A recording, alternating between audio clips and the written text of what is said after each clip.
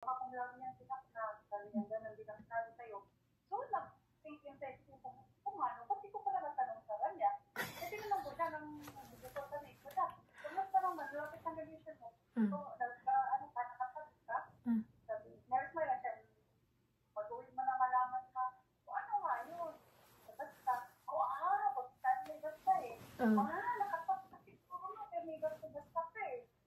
Sabi ko, kung lagi ka no, smile lang siya. Basta, nilalaman ko na pag-uwi. Tapos pag-uwi ko, nalaman ko, hindi lang kung lagi.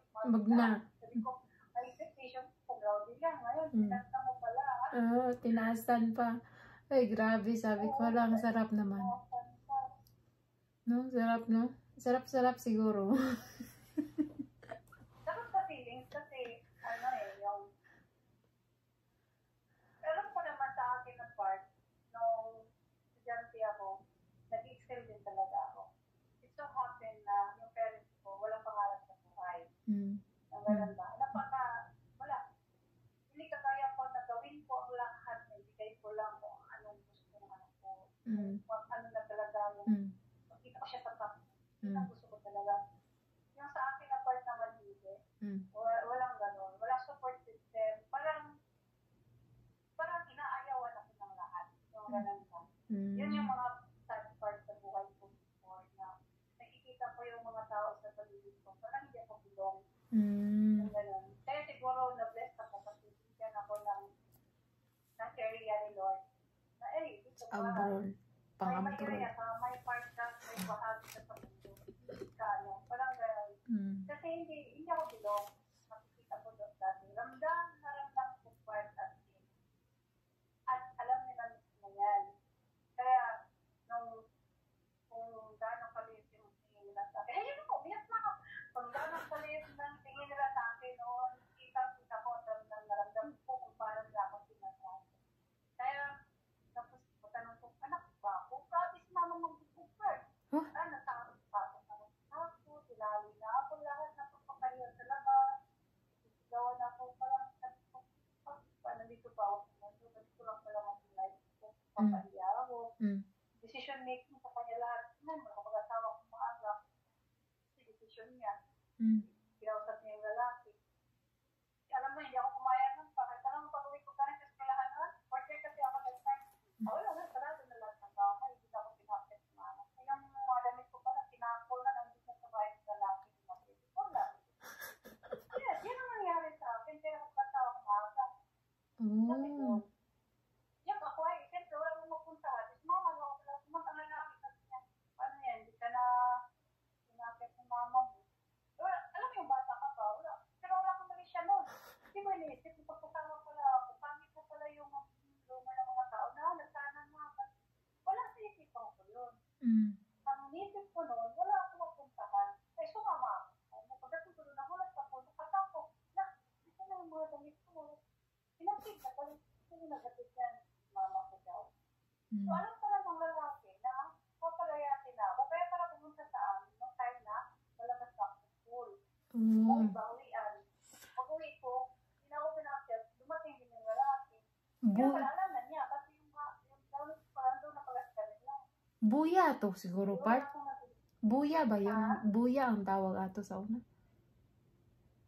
Ang buya kasi parang may pamuwi. Ang nangyayari lang doon, parang forced wedding ba, forced marriage, parang gano'n. Forced. Naabagan. Meron palang ganun dati? Nagkasama sila ng ex ko. Parents ko. Sila yung nag-uusap. Ang sabi ni mama, kasi alam yung gusto niya kumawala sa obligation part, pagpaaral. Kasi sabi niya, kung interesado pa, ikaw na magpatuloy magpaaral sa kanya. Umuo naman itong lalaki. Kasi ahit na din bakit, that time, teacher man siya. Kanila. So, alam mo naman sa probinsya, may title ka lang ng konti, akala na mayaman na. Hindi ka lang ang buhay sa realidad talaga. Hindi. Sabi ko, hindi pwede magkaroon ka ng title ng konti, gano'n napakahali. Kailangan natin money. Hindi yung pasikatan, pera kailangan natin. So, akala ni mama siguro, may pera na. Kaya yung pamilya ng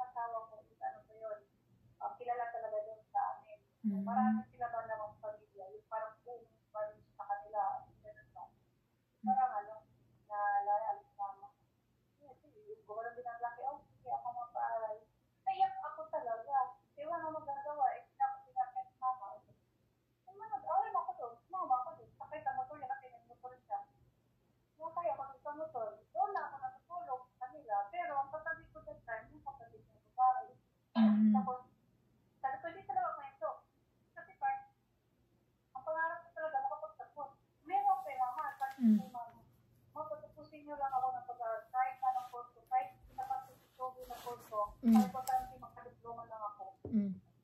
Yun ang sinabi ko yung mga dante. Para ako na magkakasama, sabi ko, tutulungan ko kayo, sabi ko, hindi ko kayo paubayaan. Ganun ko sila. Mm. Pero hindi nila naisip yun. Ang gusto lang nila makawala sa gastusan. Pero hindi nila naisip part na nung mag-iip pa rin ako, ako na mamalala. Mahilig na kasi ako mag-ano, negosyo. Maglako ako. Ako, Oh. ako. Yung Ah. paglako ko, ikot doon sa bagay namin. Bibenta. Bibenta ng sales. Mm. Marami akong ano, mga idea pa. Sabi yung ako mag-isip ng mga idea para magkapera. Mm. So, bata ka pala ni. Potential ko. Oo, bata pa. Negosyante ka Potential na. na, pero Mm. walang support system, kaya hindi ba ako na, nag-grow lang ko ng sarili ko. Mm. Ganun ba?